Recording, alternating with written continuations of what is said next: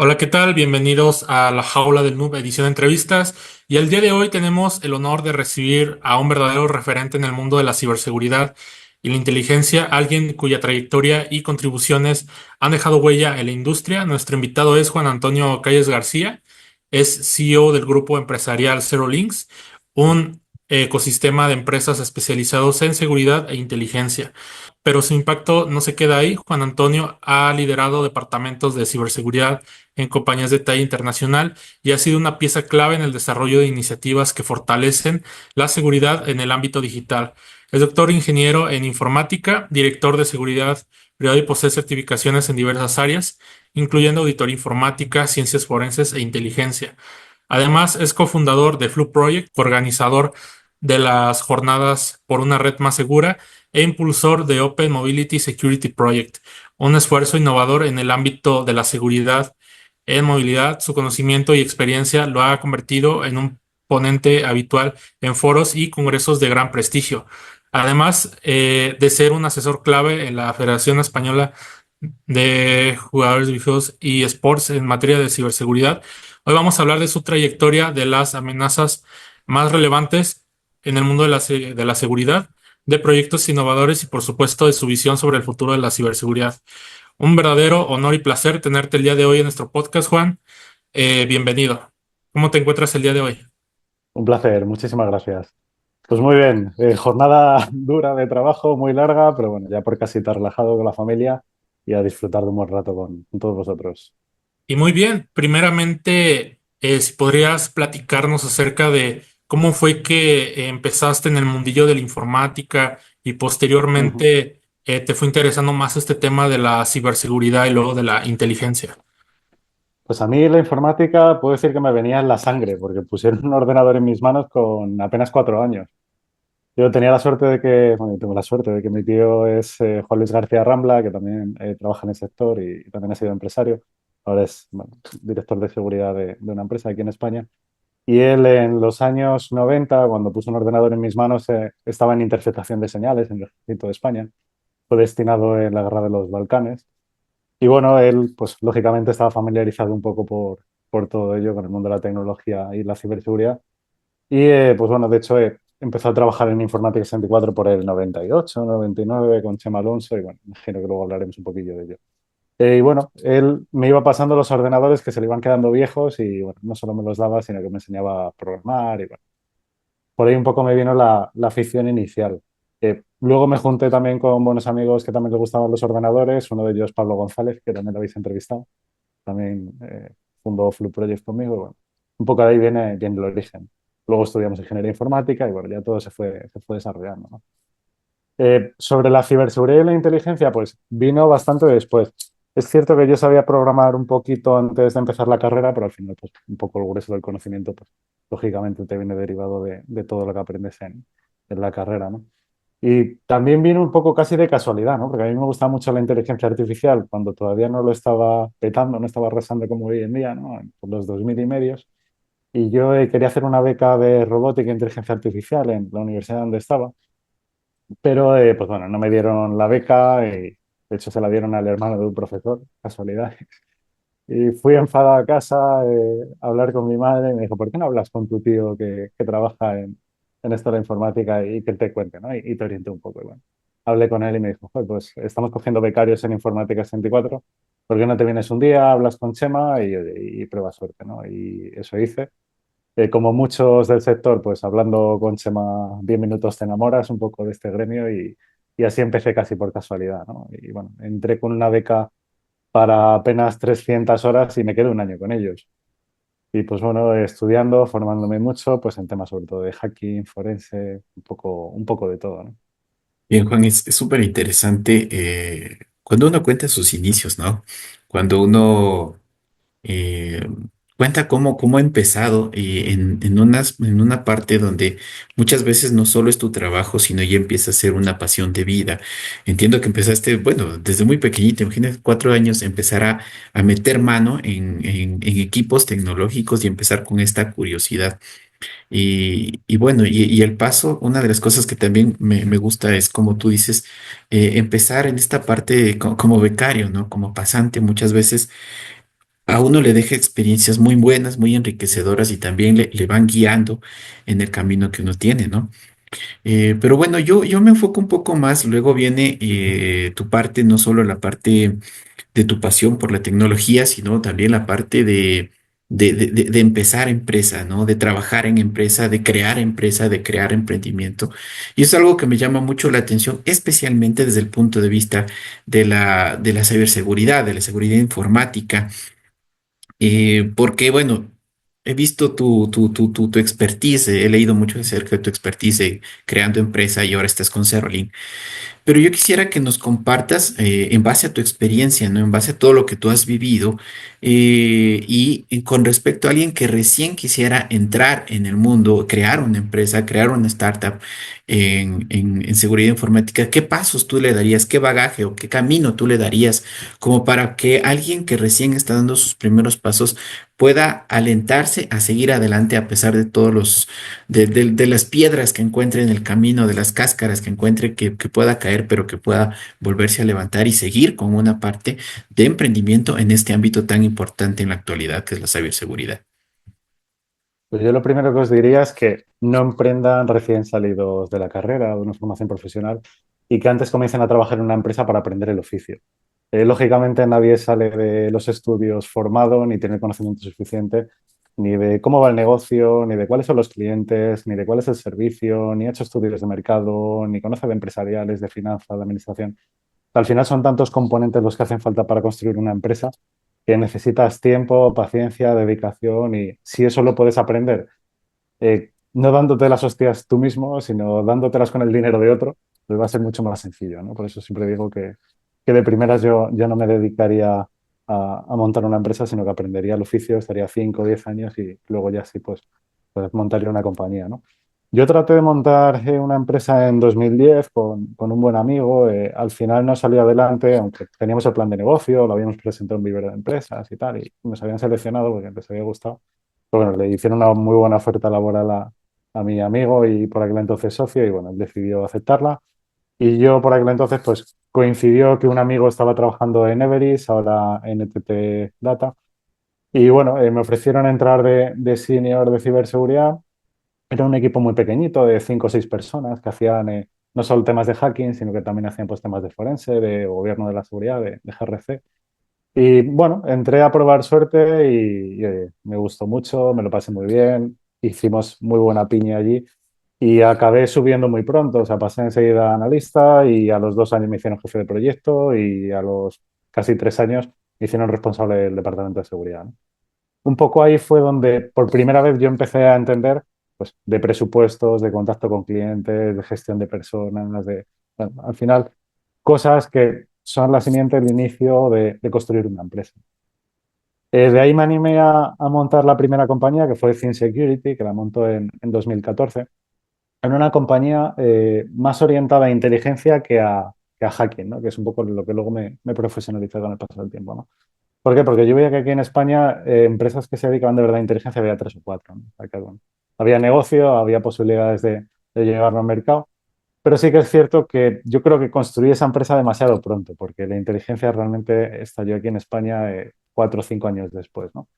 Y nos fue bien, porque desde el año 1 vimos beneficio, pero es cierto que nos podría haber ido mucho mejor, ¿no?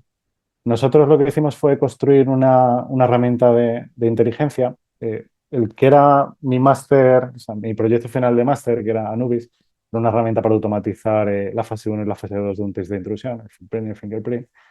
Y básicamente se me fue de las manos y automaticé mucho todo.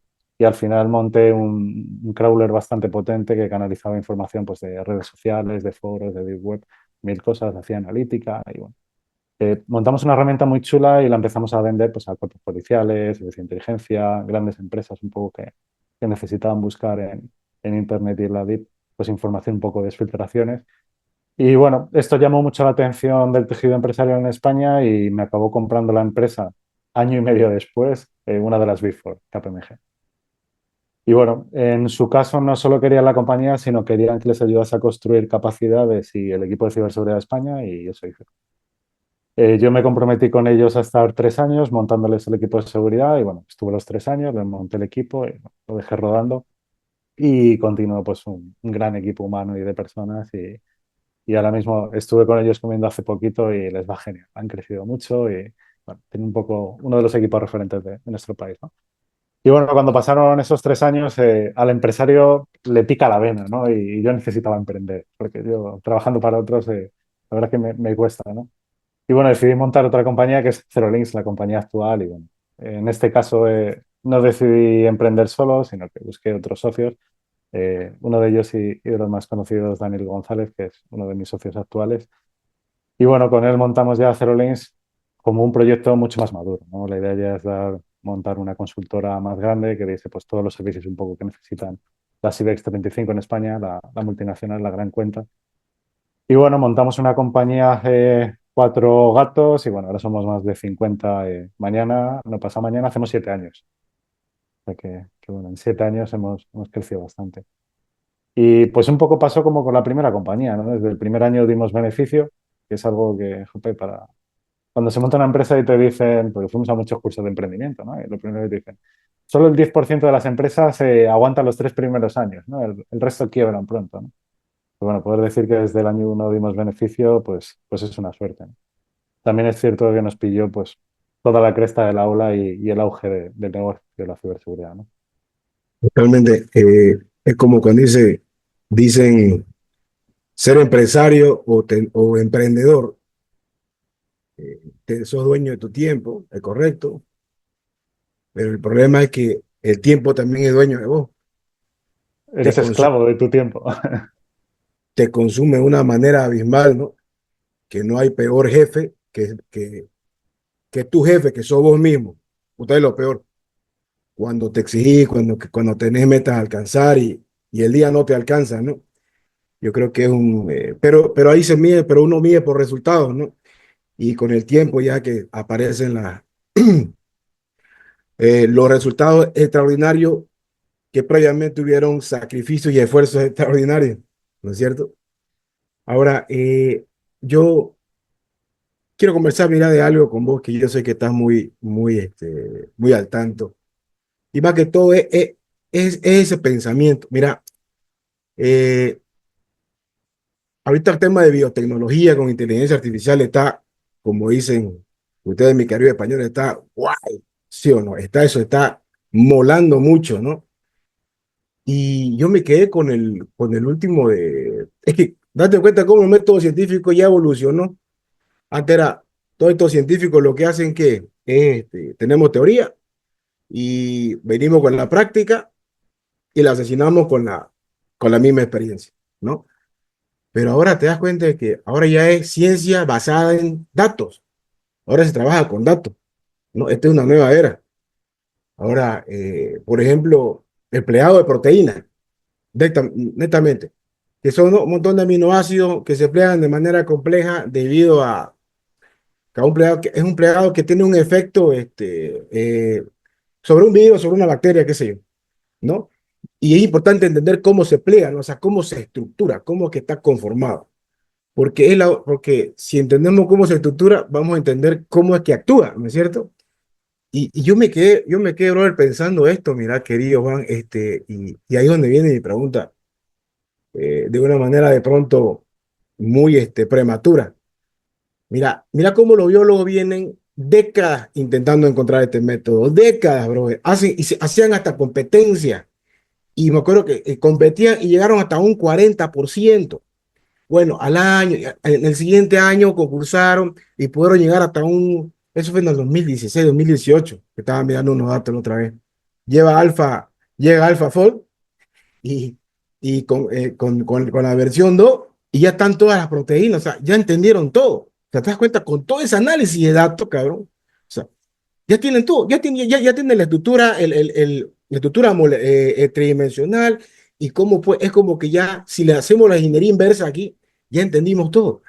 Ahora, yo me pregunto, y aquí es donde te lo planteo, si AlphaFold predice el comportamiento de proteína ante que es un descubrimiento experimental basado en ciencia de datos, ¿será que con inteligencia artificial ahorita podemos predecir brechas de seguridad antes de que sean explotadas? O sea, es como que Irnos un poquito, 2 calles más adelante, 2 calles más allá. ¿Será que podemos predecir amenazas? Me hago entender un poquito, no es lo mismo que yo tenga un SOC, que yo tenga montado todo un centro de operaciones, donde yo veo logs, registros, veo patrones, puedo, digamos, probablemente, ¿no? Porque cómo funciona la IA con puro probabilidades. Y ahora que ya se acabó la inteligencia artificial, ya estamos en la era de los agentes, ¿no? Pero muchos se frustran, ¿no? Porque la gente no hace lo que vos querés y ya se emputan, ya lo dejan. Y no saben que la parte más linda de entrenar a un agente es eso, entrenarlo, finetunearlo, ¿no? Cegarlo. Pero cuando vos tenés uno para una cosa, otro para otra, otro para otra, pero te das cuenta de esta capa que estamos hablando que es nueva de predecir. Mierda, yo digo, ¿será que podemos entrenar modelos que puedan anticipar vulnerabilidades antes que los atacantes lo descubran? O sea, antes de que estos atletas ya sepan por dónde entrar, porque están con las persistencias, lo de Red Team, qué sé yo, y que nosotros podamos predecirlo. ¿Qué pensás de ese escenario? Se va a poder y con los sistemas multiagente ahora, con agentes entrenados para actividades muy concretas, es que se va a poder. Les cuento una anécdota sobre esto, salvando distancias. En Informática MP4 ya investigamos en 2008. Estamos hablando de hace muchísimo tiempo, casi 20 años. En mi proyecto final de carrera, que lo hice además con Chema de doctor, de investigador principal, se llamaba Prefetching Web Browsing. ¿Qué hicimos por aquel entonces? Utilizando la tecnología Ajax, que salió en 2005, si mal no recuerdo, pues diseñamos un algoritmo de inteligencia artificial basado en la teoría de las cadenas de Markov, pura estadística, heurística. Bueno, heurísticas también teníamos. Y lo que tratábamos era de predecir cuáles eran las páginas que iban a visitar los usuarios de todas las páginas web que teníamos alojadas en un hosting. Nuestra intención era venderle una patente a Microsoft. De hecho, estuvimos negociando con Microsoft en 2008 y fuimos capaces de desarrollar un driver para Windows Server que directamente se desplegaba sobre Internet Information Services y lo que hacía era predecir el comportamiento de los usuarios que navegaban por todas las páginas web y entregarle mediante Ajax en tiempo prácticamente real, con latencia cero, esas páginas web.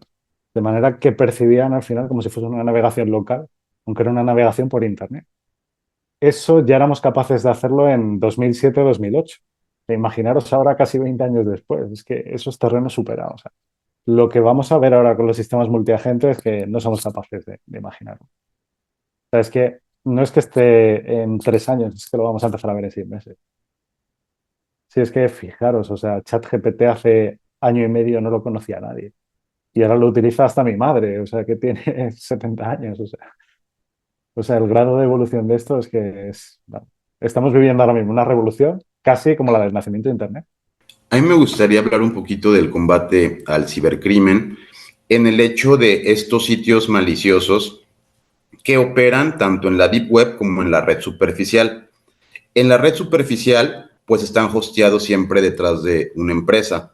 Esas empresas, yo muchas veces he levantado los famosos reportes de abuso y me dicen que no está infringiendo los lineamientos. Sitios donde evidentemente hay spam, donde hay malware, donde he encontrado doxeos o información confidencial de personas, he encontrado incluso fotografías privadas, quién sabe qué otras cosas tendrán, porque pues si eso se puede a veces ver con un simple crawling, ya imaginaré que no tendrán encriptado o que no tendrán en otras carpetas contenido muchísimo más delicado. Y que pues esto debe de ser tirado o se debe de bajar.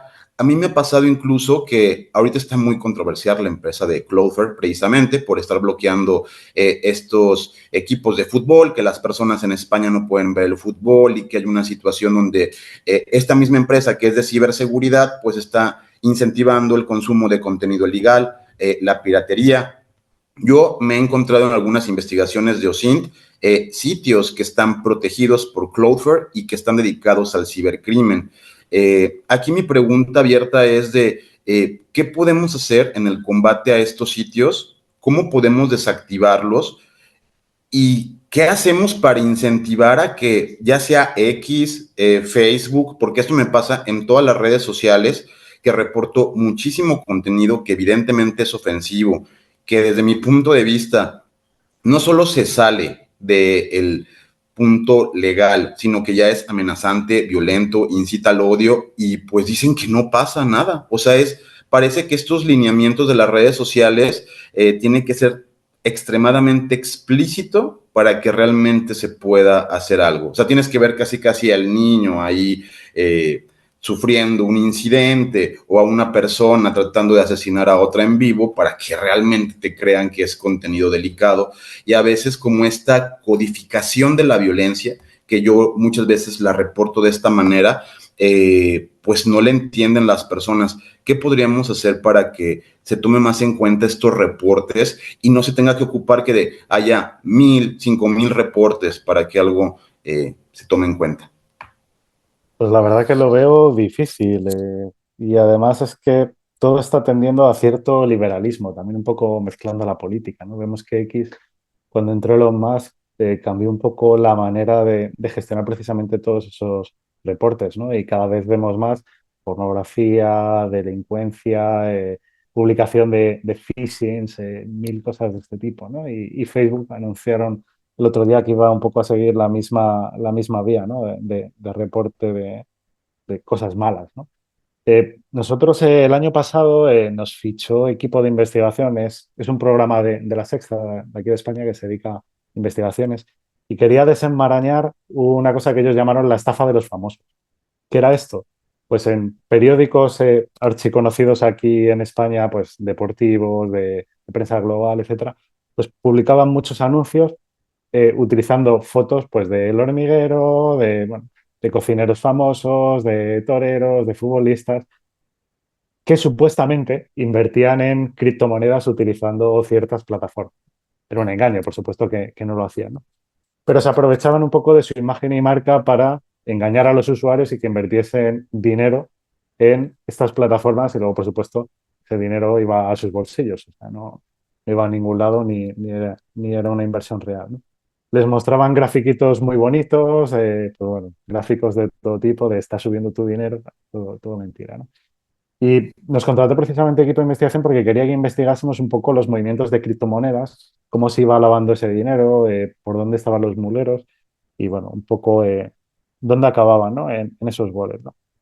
Y descubrimos una estafa millonaria, o sea, es increíble la cantidad de negocio que hay detrás, ¿no? Y muchas de estas webs nosotros aprovechamos y las fuimos reportando a lo largo del tiempo, ¿no?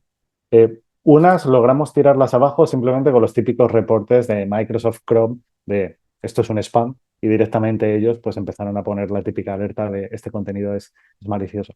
Pero otras fue completamente imposible. Y rascando un poco el hilo, pues al final estaban en ciertos hosting bueno, que conocemos un poco todos, que son un poco de aquella manera, alojados en paraísos fiscales y que bueno, son intocables por ello. Es difícil y a mí personalmente me da mucho miedo ver la deriva que está tomando redes sociales, las que todos confiábamos, ¿no? Tipo X, ¿no? Es cierto que este liberalismo pues, es maravilloso si es bien controlado. A mí, por ejemplo, me encanta la nueva herramienta que han sacado de reporte de un tuit en el que la comunidad pues, podemos poner un poco la realidad, ¿no? Y bueno, sobre todo por si una noticia es un fake, ¿no? Pues bueno, poder decir esa realidad, ¿no? Pero también ayudaría que esas empresas tuviesen equipos detrás revisando, ¿no? Como pasa en TikTok, ¿no? Que hay una profesión de gente que la tienen que ir además rotando cada poco porque se vuelve loquísima, ¿no? Y necesita ir al psicólogo de todo lo que ven, ¿no? Es horrible. Eh, es que lo de siempre. Como está en un paraíso fiscal, es que es terreno intocable. Nosotros muchas veces los clientes nos piden hacer takes down de dominio, ¿no? En los servicios de inteligencia muchas veces pues identificas mucho phishing y te piden hacer takedown. Y bueno, hay herramientas que te permiten automatizar este takedown. Por ejemplo, nosotros que distribuimos las tecnologías de Fortinet, pues tiene una herramienta de inteligencia que uno de los plugins es hacer un takedown. ¿Por qué pueden hacer esto? Pues porque el 50% de la cuota de firewall del mundo son suyos. Así que directamente ellos activan una regla global en el firewall, ¿no? Y dicen, oye, todo lo que salga a través de mi red de firewall, pues hazle un DNI, ¿no? Tiene ahí, y que no sea visitable, ¿no? O recurres a tecnologías así o es difícil, ¿no? Porque, bueno, confiar en que un tercero nos vaya a hacer caso, o somos una entidad de índole global o un estado, o está difícil, ¿no? Sí, es bien interesante ahora sí que todo esto. Pero además también, pues, de lo que habíamos platicado antes, pues eres cofundador de Flu Project, un blog que pues ha sido clave en la comunidad de seguridad. ¿Cómo nació este proyecto? Si nos puedes platicar y qué impacto ha tenido en el ecosistema del hacking y la ciberseguridad. Pues Flu Project, aunque realmente lo creamos en 2010, pues nace un poco en 2008, ¿no? Estando yo en I64, en el Informática 64, justo salgo yo y entra Pablo, porque bueno, me comentaba Chema y el resto de 64, ¿hay alguien así como tú que quiera trabajar? Y digo, pues mira, tengo un compañero de prácticas en la universidad que a lo mejor le interesa, y era Pablo, ¿no? Y así entró Pablo. Yo no seguí en Informática 64 porque quería hacer la tesis doctoral, doctorarme, y bueno, un poco el doctorado al final es una profesión casi a tiempo completo y continué en la universidad hasta que me doctoré, ¿no? Es cierto que estuve luego trabajando a jornada partida, pero bueno. Eh, por aquel entonces, Pablo y yo, que ya veníamos de hacer piña, porque Pablo y yo nos conocemos desde que tenemos 4 años, que somos de aquí del mismo barrio de Móstoles, al sur de Madrid. Y bueno, muy buena relación desde niños. Y nada, en la carrera pues fuimos compañeros de práctica, nos llevamos muy bien. Y cuando él entró en Informática 64, le tocó dar muchas formaciones de ciberseguridad. Y en esas formaciones les tocaba dar muchas de malware y anti-malware. Y por aquel entonces, pues utilizábamos caballos de Troya muy conocidos y packers tipo UPX, Cactus, y los que había por esa época. Y nos pasaba que los antivirus los detectaban. Y Pablo siempre se estaba quejando de, joder, me ha jodido la formación de mañana porque me la ha parado el antivirus y ahora tengo que preparar una demo corriendo y no me ha salido. Y hablando un día, dijimos, ¿por qué no desarrollamos nuestro propio caballo de Troya? ¿No? Un poco como un juego de niños. Y entrando en foros, en indetectables.net, en el hacker.net y tal, y bueno, viendo pues cómo era un RAT, cómo era el modelo servidor-cliente, cómo era una conexión reversa y directa, cómo se podía evadir el firewall. Y poco a poco pues fuimos desarrollando pues un pequeño core de lo que iba a ser un caballo de Troya, ¿no? Lo empezamos a hacer en C, luego pasamos a C Sharp, porque mi proyecto final de carrera, precisamente el que se comentaba antes, lo hice en C Sharp, y pues simplemente como un mero aprendizaje de dos chavales con ganas, pues empezamos a desarrollar en C Sharp y se nos fue de las manos. Al final construimos un caballo de Troya súper potente. Dijimos, bueno, ¿por qué no lo publicamos en Internet? Y lo publicamos en el GitHub que tenía Google por aquel entonces. Y tuvo muchas visitas y la gente nos dejaba mensajes. Y oye, ¿por qué no desarrolláis este módulo? Y bueno, venga, lo desarrollamos. Y oye, ¿por qué no ponéis un foro y así os comentamos dudas y incluso os ayudamos a desarrollarlo? Y una vez un chico nos puso un mensaje y ¿por qué no ponéis un blog y habláis de esto y de otras cosas así de ciberseguridad? Y así arrancó Flu Project en 2010, simplemente porque la gente pues, nos lo pidió. Pero como dos chavales que estaban aprendiendo bueno, y tenían ganas un poco de hacer cosas por la comunidad. Pablo y yo estábamos muy metidos en el mundo Linux por aquella época, nos gustaban mucho los proyectos open source y bueno, un poco con esa idea decidimos hacer un troyano open source.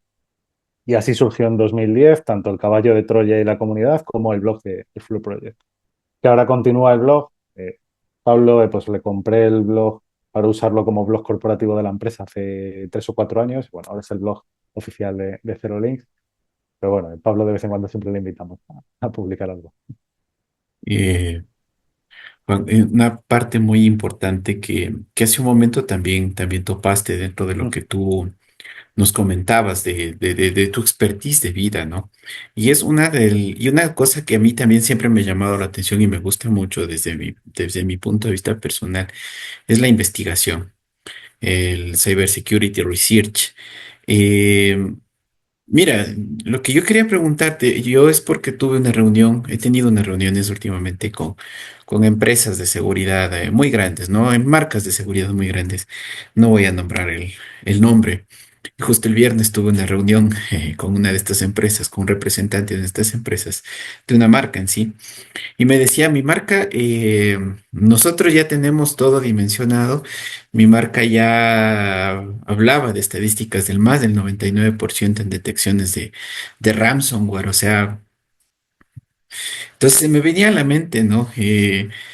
¿Qué opinas tú sobre la investigación particular a nivel de seguridad informática, a nivel de ciberseguridad? Hay muchas personas que tratamos de ver o tratamos de descubrir o implementar cosas a través de la investigación en sí. ¿Y tú qué opinas, no? O sea, ¿Crees que en verdad este tipo de investigaciones privadas, se puede decir, o propias, ayudan o aportan algo en el campo de la ciberseguridad? ¿O de lleno ya las grandes corporaciones, las grandes marcas ya lo tienen cubierto todo? ¿Qué opinas tú? Pues yo creo que son muy necesarias y cada vez más las empresas están lanzando bug bounty o medios al final para el responsible disclosure y el reporte de vulnerabilidades lícito, ¿no? Por así decirlo, en el que incluso muchas veces pues, se premian con dinero o con algún detalle que quiera tener la empresa con ellos, ¿no? Al final es una manera alternativa y muy necesaria de que las empresas sepan qué vulnerabilidades tienen, ¿no? Los fabricantes de productos puedan mejorar los productos. Nosotros estamos reportando CVEs cada 2 por 3, porque como hacemos hacking a diario, pues al final por necesidad de negocio te acabas encontrando vulnerabilidades y los reportas. Pero es cierto que la mitad de nuestros chavales del equipo de Offensive, por su cuenta participan en muchos bug bounties internacionales y ellos reportan por su cuenta muchísimo CVE, ¿no? Y también para ellos es una fuente secundaria de ingresos, ¿no? Pero bueno, no por verlo así, sino que es al final una manera de tener una auditoría persistente y en escala de todos tus sistemas a nivel casi mundial. Y yo creo que es algo muy, muy necesario. Y es algo que poco a poco las empresas se tienen que ir dando cuenta. Por desgracia, pues hay empresas que no lo entienden y no lo comprenden. Y nos pasa ahora un caso, una anécdota, no voy a decir de quién, pero bueno, uno de nuestros empleados ahora le ha denunciado una organización a la que le reportó una vulnerabilidad. Esto os puedo decir que en mi vida profesional llevo 17 años en esto, me habrá pasado ya como 10 veces, ¿eh? O sea que no es nuevo. Y ya un poco sabemos cómo actuar, ¿no? Pues la típica empresa que con toda la bondad del mundo le escribes y oye, que sin querer pues me he encontrado esta vulnerabilidad o esto que creo que puede ser una vulnerabilidad, que se corregiría así, pasárselo a vuestro equipo de informática y bueno, lo soluciona, ¿no? Y bueno, le han denunciado al chico y bueno, estamos echando un cable un poco a presentar evidencias ahora al juzgado y a defenderse, ¿no? Encima el pobre hombre se tiene que gastar su dinero en abogados y tal para defenderse en un litigio penal que incluso le puede dejar antecedentes por algo que no ha hecho, ¿no? Una vulnerabilidad incluso que ni ha explotado, simplemente que, pero bueno, el olfato del pentester de decir, pues este error puede ser esto, ¿no? Y tú ya sabes que más o menos ahí va a haber una vulnerabilidad. Bueno, es una pena que todavía haya empresas que piensen así, ¿no? Pero bueno, esto es falta de concienciación. Por suerte, acá en Europa tenemos ahora NIS 2, una nueva normativa que ha surgido y que va a imponer la ciberseguridad a todas las empresas por ley. Aquí en España teníamos ya el Esquema Nacional de Seguridad, que ya es obligatorio, que tiene que tener toda la administración pública o todas las empresas que trabajen con la administración pública. Y ahora además se va a extender, pues, NIS 2, que es una normativa muy similar al Esquema Nacional de Seguridad, pues a lo que ellos han llamado sectores esenciales, sectores críticos, que son un total de 18 y que están, pues, básicamente los principales. Compañías de luz, gas, agua, transportes, residuos, industria química, financieros, seguros, administración pública. Estamos también las empresas tecnológicas que damos servicio. Bueno, pues al final, aunque sea por ley, van a tener que cumplir con las medidas de seguridad, ¿no? Y se van a tener que concienciar. Buenísimo. Tengo una duda. Aquí veo, ¿no? Veía en tu perfil lo de como buscar la Federación Española de Jugadores de Videojuegos y Sport como advisor de ciberseguridad. ¿Qué tal es ese mundillo, estar metido en todo eso de los videogames, todo eso, a ese nivel empresarial? Porque más que curiosidad es de un punto de vista empresarial, porque no te olvides que de alguna manera ser hacker como ser hacker y ser CEO no es lo mismo que estar de atleta rompiendo cosas, ¿no? Es de alguna manera llevar al límite conocimientos, tecnologías y muchas cosas, desafíos y problemas, obstáculos, pero al mismo tiempo siempre hay un momento, ¿no? Donde se toma un respiro, ¿no?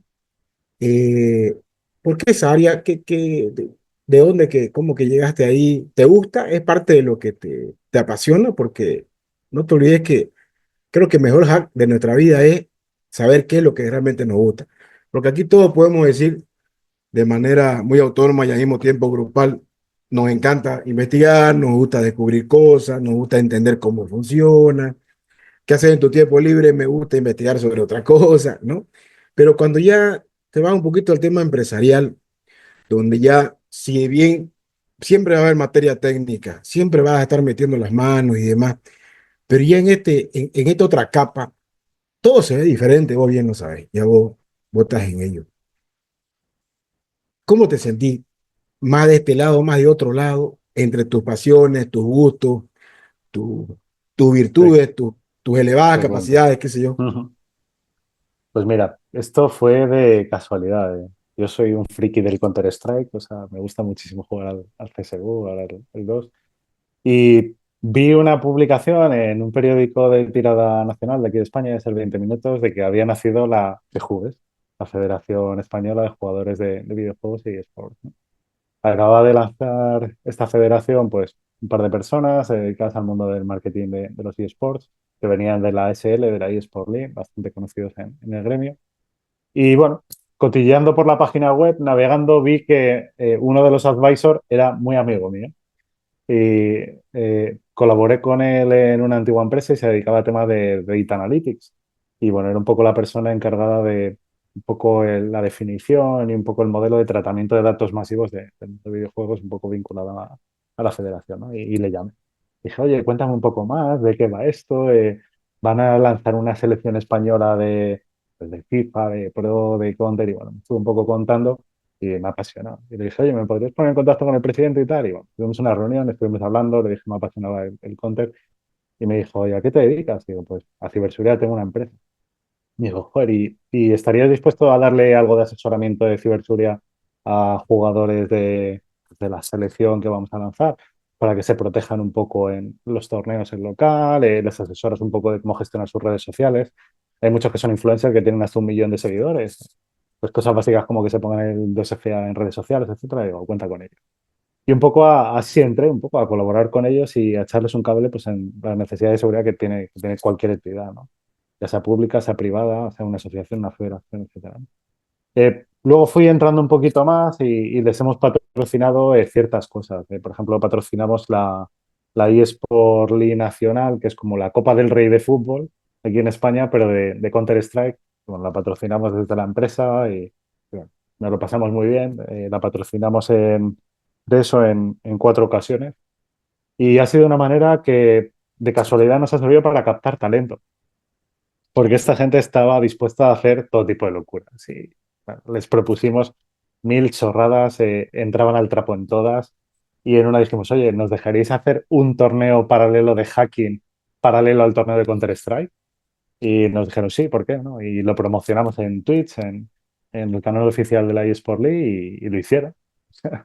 Y bueno, hicimos un torneo de hacking en el que participaron más de 1.000 personas y bueno, el premio eran los 10 primeros los entrevistábamos, se pasaban toda la entrevista de recursos humanos y solo iban a la entrevista técnica. Y era un OK o un KO.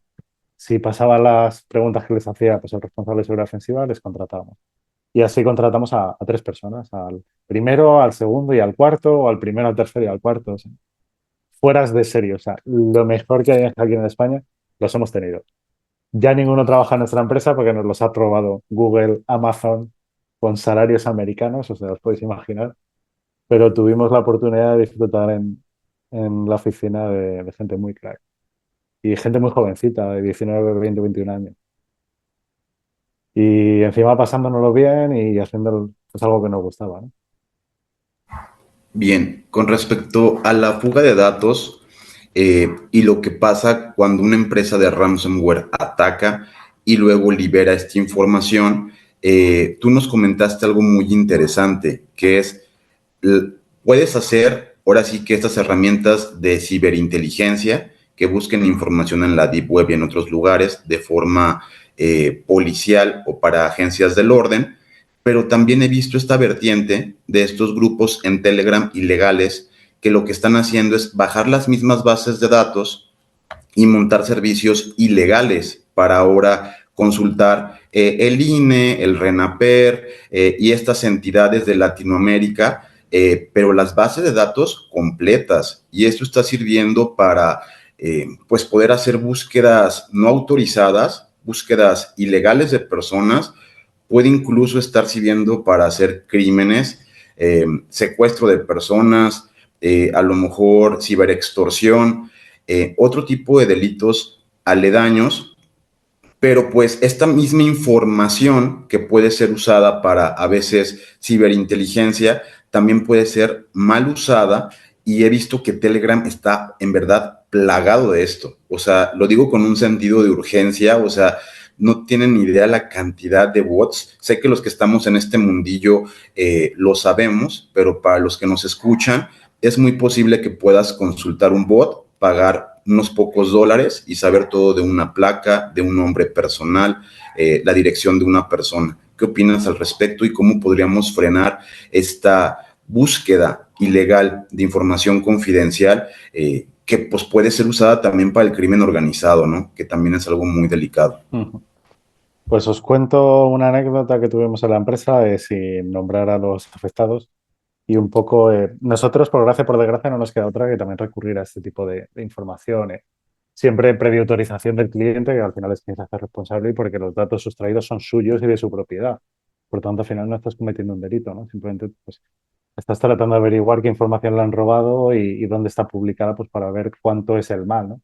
Muchas veces nos ha pasado que el cliente se entera de cuántos datos les han robado comprando uno de estos leaks. ¿Por qué? Porque le han borrado los logs del servidor, tenía mal configurado el firewall y no ha visto cuánto ancho de banda han consumido y por tanto no sabe cuántos gigas le han podido sustraer del servidor. Bueno, nos hemos encontrado de todo, ¿no? Y muchas veces pues tienen que recurrir a la compra de esta información, ¿no? Así que bueno, tenemos a sondas desplegadas pues, por muchos de estos bots que has comentado y también muchas veces pues hablamos con los fabricantes de herramientas de inteligencia y le decimos, oye, alquílame la licencia de tu producto un mes o dos para hacer una investigación que nos ha contratado un cliente y bueno, un poco ahí al final acabamos averiguando dónde están las filtraciones y se lo ponemos a disposición del cliente y el cliente decide si quiere comprarla o no quiere comprarla, porque muchas veces pues, hay que comprarla con Bitcoin o con alguna criptomoneda y claro, al final eso implica dar dinero a un delincuente, por tanto está siendo cómplice de un ciberdelito, ¿no? Así que bueno, un poco es el cliente el que toma la decisión final.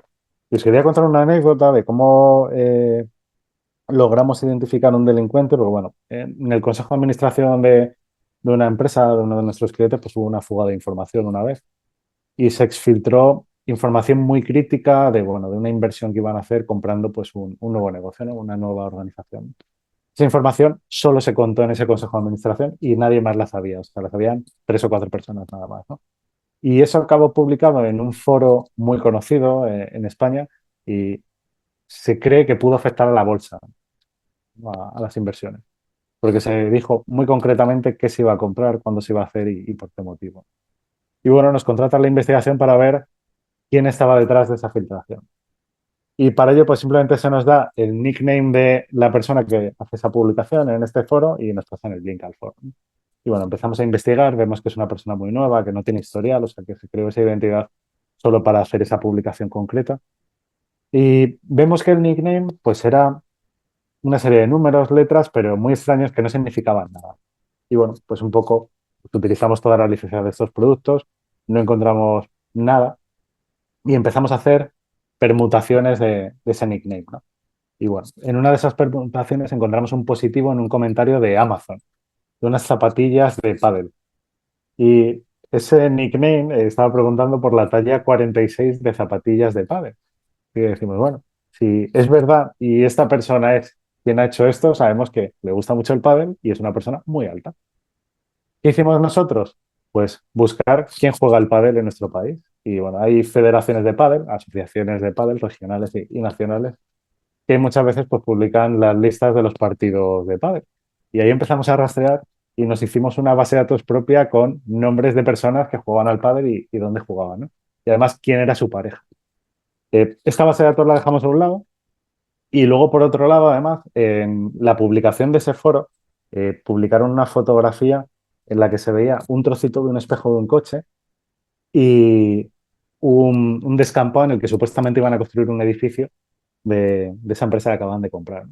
Y nosotros tenemos detectives en el equipo, porque también dentro de la empresa tenemos una agencia de inteligencia.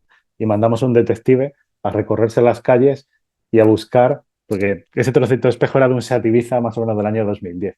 Y le hicimos peinarse toda la calle buscando Seat Ibiza del año 2010 y luego cruzamos las placas con tráfico. Aquí en España, pues tú puedes hacer una petición a la DGT y, bueno, consultar una placa y son 10, 12 euros, o sea, no es mucho dinero. Y bueno, y de ahí sacamos pues ciertos nombres de personas que podrían ser. Fue un camino sin éxito, al final el éxito fue el otro, el de la base de datos de los federados de Pavel. Bueno, podría haber sido una oportunidad, ¿no? Un poco hablando de bases de datos. Y bueno, ¿qué hicimos? Pues ahora irnos a redes sociales y empezamos a hacer typo squatting y fuzzing de URLs a lo bestia en Instagram y encontramos un positivo de una persona que juega al pádel y que había etiquetado a una persona con el mismo nickname que este usuario había publicado en las zapatillas de Bull Padel el comentario, ¿no? Y bueno, es cierto que ese usuario con ese nickname no estaba asociado a un nombre, pero su pareja de pádel sí que tenía su nombre real. Así que directamente nos fuimos a las listas de pádel de la federación y vimos con quién jugaba esta persona. Y ahí encontramos el que podría ser su nombre. ¿Qué hicimos después? Pues buscarle la filtración que hubo de Facebook de hace unos años y de ahí sacamos su número de teléfono móvil. Le encontramos también, no recuerdo en qué otra filtración, pero encontramos su dirección postal y luego en LinkedIn, por supuesto, vimos dónde trabajaba y trabajaba en el mismo gremio que la empresa que nos había contratado. Así que bueno, un poco gracias a estas filtraciones, pues se pudo resolver una investigación pues, para identificar un poco pues, un problema que había afectado a uno de nuestros clientes, ¿no? Es cierto que el consumo de estas bases de datos para un beneficio económico es delito, ¿no? Pero cuando al final lo que estás investigando es un perjuicio que tú has tenido en base a una filtración de tus datos, pues bueno, ahí ya entramos en una nebulosa, ¿no? Es la delgada línea roja que a veces la estás cruzando, a veces no.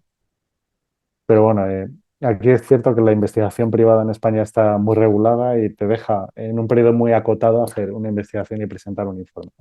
Luego hay que presentar copia a Ministerio del Interior, a la Policía Nacional, hay que hacer unos registros oficiales, o sea que como se investiga a la policía, pero en el ámbito privado, ¿no? Muy bien, ahora pues Zero Links ha trabajado en distintos sectores, ¿no?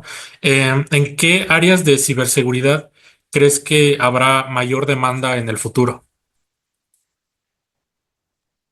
Pues yo creo que es que casi en todas. Zero Links trabaja en 5 o 6 sectores. Seguridad ofensiva, hacking ético, red teaming, ciberdefensa, fortificación, GRC, gobierno, riesgo y cumplimiento, compliance, servicios de inteligencia y análisis forense digital de FIR, bueno, Digital Forensic and Incident Response.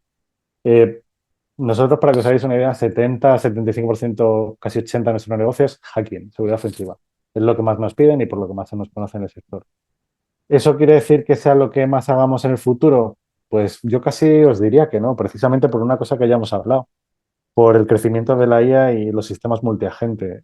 Las tecnologías de ciberdefensa están evolucionando a pasos agigantados y mucho más que las herramientas de automatización de pentesting. De hecho, se está tendiendo a los agentes all-in-one, ¿no? Un único agente que te gestiona toda la seguridad de manera integral y que incluso te monta un SOC de nivel 1 gestionado por una IA que aprende y que empieza a tener el mismo comportamiento que un ser humano al menos de un nivel 1, aunque luego el nivel 2, nivel 3 ya requiere unos conocimientos bastante más avanzados en seguridad. Yo creo que lo que más va a arrasar a corto o medio plazo va a ser la parte de ciberdefensa y dentro de ciberdefensa, pues todo lo que son sistemas gestionados de tipo XMDR, ¿no? MDR con XDR, al final, pues bueno, un poco estos servicios de gestión de la seguridad que te integran todo, ¿no? Te integran un DLP, te integran la VPN, los 2FA, te integran todo el análisis de antivirus, anti-spam, EDR, todo en una única solución y además te gestionan el riesgo y te generan no solo alertas, sino que te permiten gestionar pues como si fuese una herramienta de ticketing, ¿no? Y bueno, un poco te informan de lo que tú necesitas saber y lo que no, simplemente lo dejan a modo de log para que si el día de mañana pasa algo, pues puedas trazarlo. Yo creo que por ahí van a ir los tiros a muy corto o medio plazo. Venga, Pool. Es lo que conversábamos, ¿no? Ahora es la era de los agentes. Se acabó ya, se acabó el chatbot, ya no hay chatbot, ya eso ya fue ya.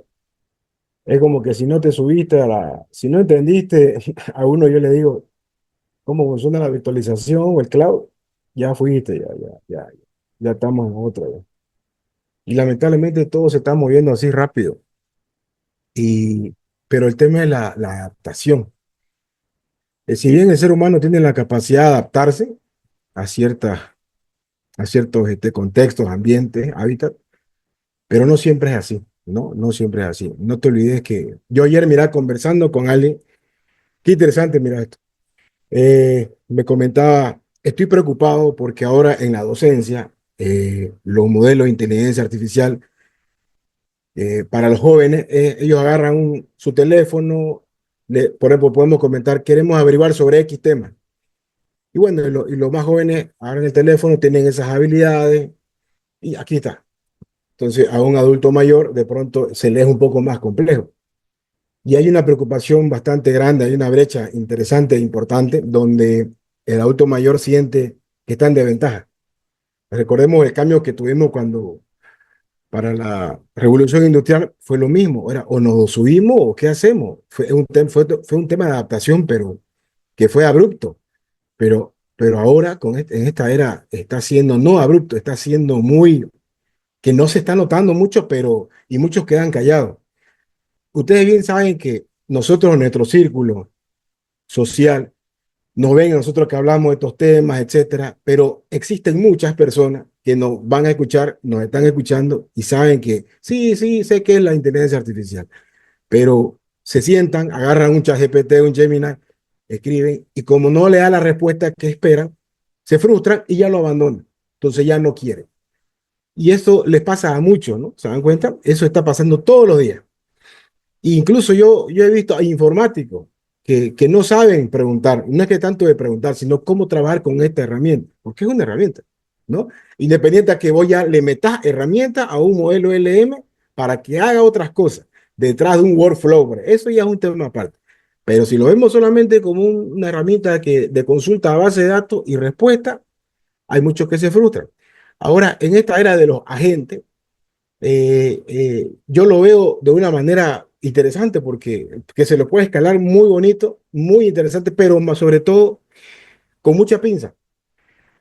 ¿Por qué? Porque, como te volvía la docencia, el docente no sabe cómo utilizarlo, pero si vos le colocas un agente, un Alexa 7.0 o el que vos te dé la gana llamarlo, donde sí te siga y trabaje con vos en conjunto. Ahí ya podemos medio que amoldarlo, ¿no?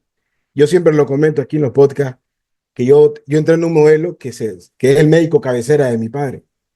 Y es interesante cómo ha ido evolucionando de las capacidades que tiene, no solamente de ver un historial clínico, de predecir, hasta de pronto, ¿sabes qué? Ya le toca, de pronto no usemos ya este remedio porque ya sabemos que está durmiendo pocas horas.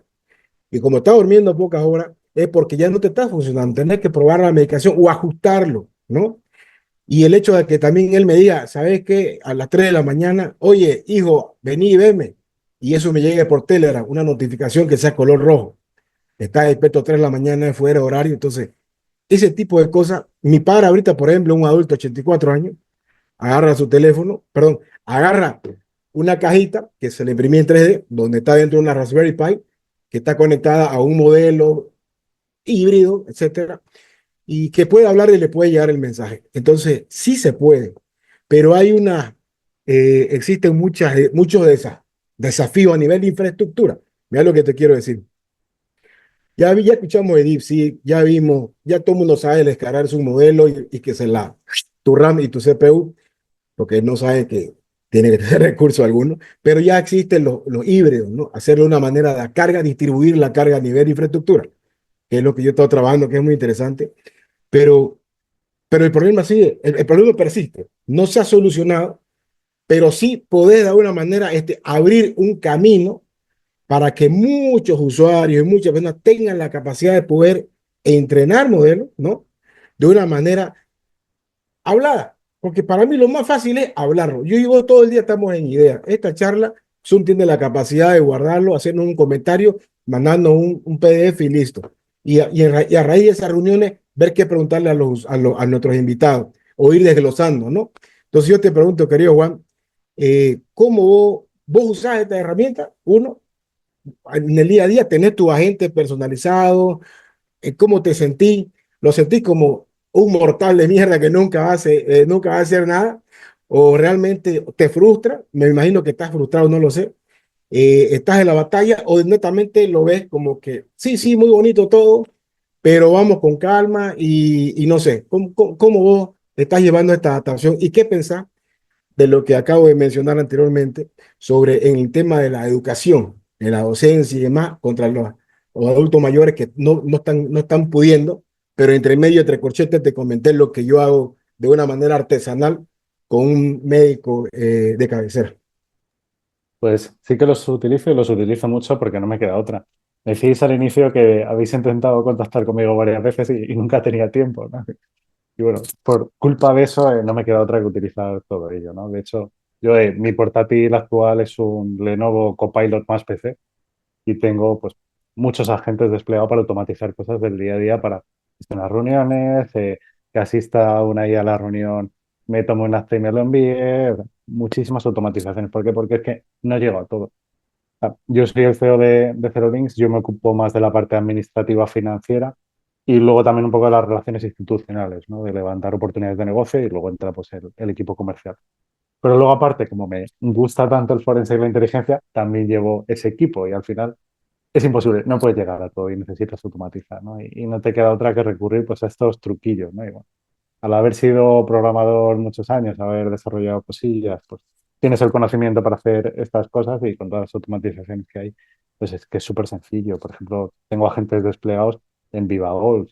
VivaGolf, no sé si conocéis OKR, al final una metodología de gestión. Nosotros en Zerolinks utilizamos OKR para marcar objetivos y ver si estamos cumpliendo los objetivos corporativos. Pues tengo desplegado el sistema multiagente de VivaGolf para ello, para poder al final un poco pues automatizar toda esa extracción de conocimiento y ayudarme a tomar decisiones, ¿no? Eso al final te ayuda mucho. Con el tema de los mayores, pues os quería hablar de por una rama segura, que lo habéis comentado hablando de mi bio, hace pues 10, no, 11 años, pues montamos no era asociación, sino era más un grupo de amigos bueno, lo llamamos colectivo por una rama segura, que empecé a impulsar, pues Ángel Pablo Avilés, Angelucho, uno de mis mejores amigos, falleció hace unos años.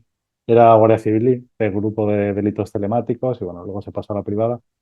Y él, pues un poco todo el conocimiento que tenía en ciberseguridad lo empezaba a plasmar en su blog, que era el blog de Angelucho.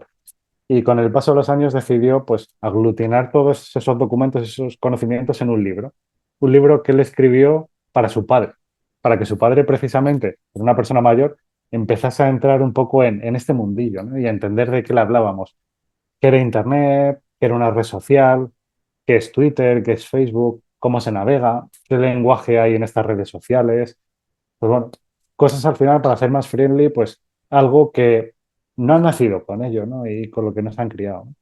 De ahí surgió pues una primera iniciativa de contarle esto a un grupo de amigos, se nos fue de las manos y al final hicimos talleres para padres, ciberabuelos, niños, les enseñábamos desde temas de control parental, bueno, todo.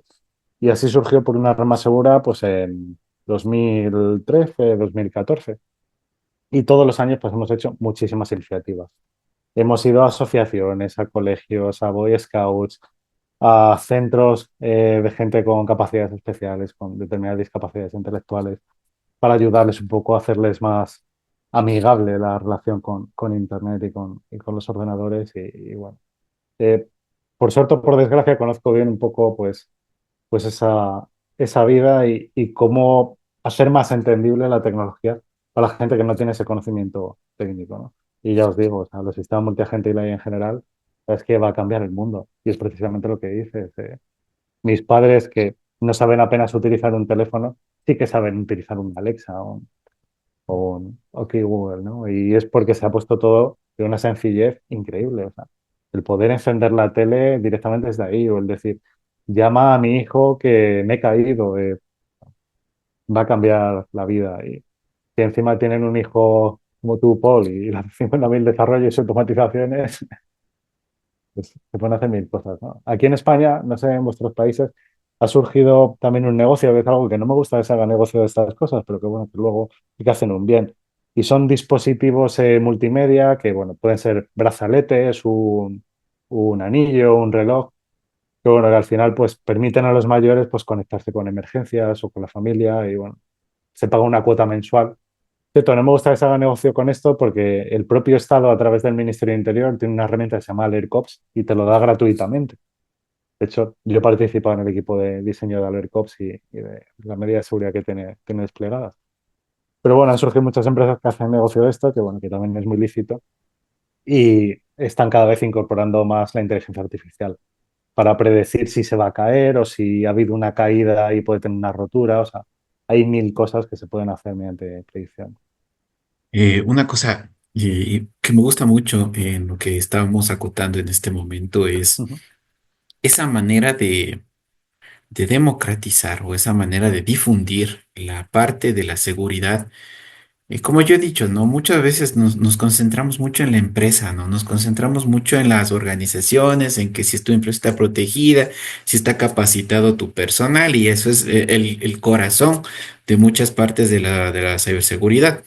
Pero sin embargo, y yo sí he acotado muchas veces, y lo que acabamos de hablar y lo que acabas de tú decir, es la parte de cómo llegamos también a otras personas, ¿no? O sea, nuestros adultos mayores que a la larga, a los años, han aprendido a utilizar tecnología y siguen aprendiendo, ¿no? Ellos son una biblioteca de aprendizaje de tecnología muy alta, ¿no? Le pongo de ejemplo a mi madre ya tiene 80 años y ella ha vivido desde 1945 hasta acá y hasta ahora todos los elementos tecnológicos que ella ha tenido contacto, pues los ha aprendido, ¿no? Tienen una alta capacidad, pero cómo a ellos llega también esta parte de la capacitación en cuanto a seguridad informática. Me parece muy interesante lo que han acotado ustedes, ¿no? Tanto Juan como Pool en sus experiencias, y eso es algo que debemos seguir incrementando, debemos seguir creciendo, debemos seguir ahondando en esas partes. Como tú dices, Juan, yo creo que una parte también hacerlo sin fin de lucro, ¿no? O sea, porque es el bien de todos, ¿no? Es el bien de todas las personas. Así que bueno, me tomé este momento para una reflexión. Juan, una pregunta que también se me viene en cuanto al ámbito que todo el mundo enfrentamos en la ciberseguridad y que está un poquito relacionado con lo que acabamos de hablar. El ámbito del IoT y más aún el Industrial IoT versus la ciberseguridad. ¿Tú cómo ves la relación de estos ámbitos en estos años que han crecido bastantísimo los dos? ¿Tú cómo ves esa relación? ¿Ha crecido, ha mejorado, ha empeorado? ¿Tú cómo ves esa perspectiva de IoT versus ciberseguridad en la actualidad? Lógicamente, con el paso del tiempo va mejorando, ¿eh? Pero hay una problemática en los sistemas OT, sobre todo en grandes sistemas OT. eh, Se da la peculiaridad de que son sistemas muy caros de implantar, mantener y que tienen una vida muy larga en el tiempo.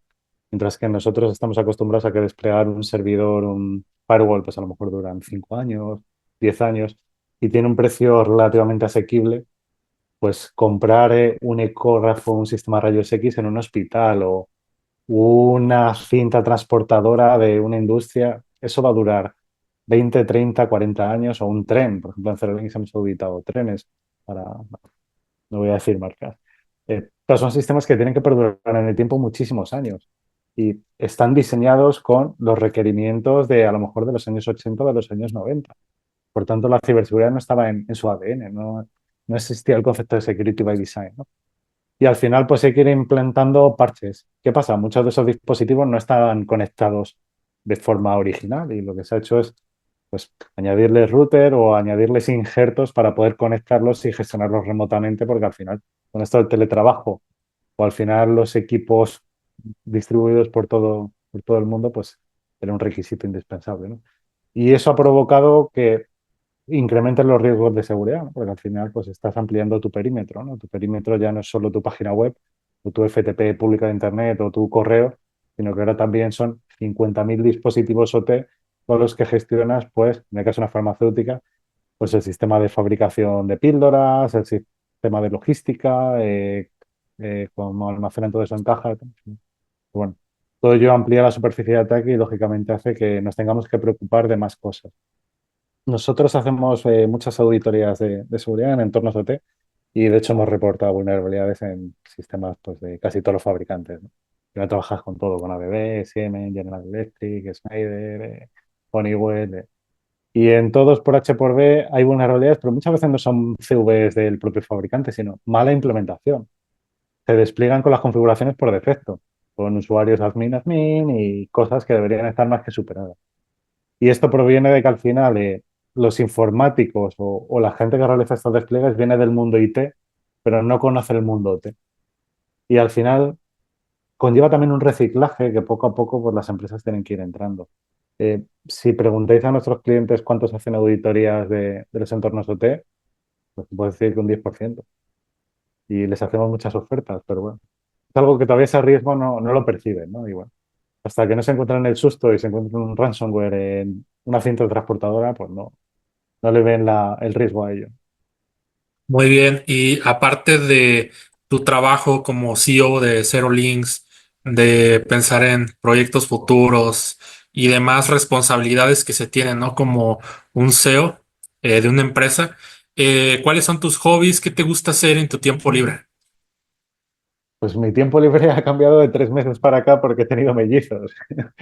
Y ahora mi tiempo libre es estar con ellos, darles de comer, limpiarles el culete y disfrutar de ellos. Pero bueno, tenía muchas ganas de tenerlos. Ya por edad tocaba. Hasta entonces, ¿qué me gustaba a mí mucho? Pues jugar al Counter-Strike, como he dicho, la música, muy futbolero también, me gusta mucho el fútbol. De hecho, bueno, tenemos palcos por la empresa en el Leganés, que de hecho somos patrocinadores, un club de fútbol que está aquí en el sur de Madrid y en el Real Madrid. Y bueno, voy mucho al fútbol, me gusta mucho el pádel también. Bueno, un poco hobbies que tiene todo el mundo, ¿no? El cine. Me gusta mucho salir a mi mujer y a mí, comer por ahí, probar restaurantes nuevos. Un poco lo que todo el mundo, ¿no? No tengo aficiones extrañas. No, pues sin duda ha sido un gusto. A mí me gustaría todavía ampliarlo con una pequeña recomendación hacia la audiencia. A mí llegan muchas veces a decirme, no solamente a veces quieren un curso, un servicio, sino me dicen, oye Héctor, dame trabajo o dame chamba o recomiéndame en alguna empresa. Tú como SEO, ¿en qué te fijas? ¿En las certificaciones, la experiencia, el GitHub de una empresa? ¿Qué tan bueno es para hacer las cosas en la vida práctica, como un hack de box, un capture de flag? ¿Qué tipos de retos o cómo les darías unos tips a las personas que quisieran llegar a trabajar en equipos como ustedes de ciberinteligencia? Pues te voy a decir en qué nos fijamos y luego por qué lo contratamos, que no es lo mismo. Contratamos a la gente por las ganas, porque nos pasa muchísimo de contratar a auténticos cracks que tienen 10 certificaciones, un conocimiento de la leche, y luego es gente que está amargada, que no tiene ganas, que trabaja lo justo, que le cuesta aprender, que dicen que ya la verdad es que tienen estudiado. Y este mundillo o te reciclas diariamente o te quedas atrás enseguida, lo hemos comentado a lo largo de esta hora y eso la gente lo tiene que entender. Hay que formarse. Si te quieres dedicar a esto es formación continua y tienes que estudiar continuamente.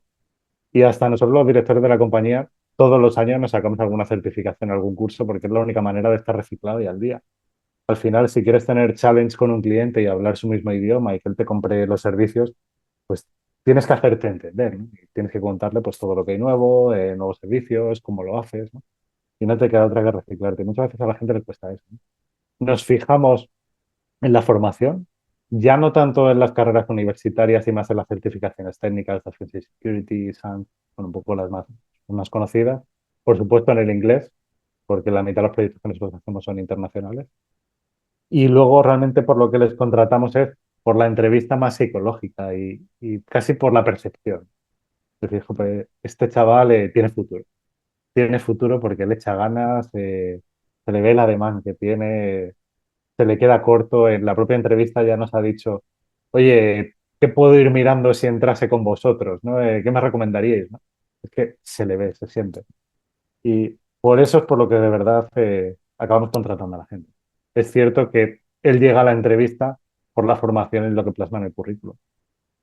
Y una vez ya en la entrevista, pues le contratamos por su forma de ser. Pues muchísimas gracias, y ya lo saben en casa, es muy importante la actitud, no dejarse vencer y aprender todos los días. Gracias a todos, esto fue La Jaula del Noob.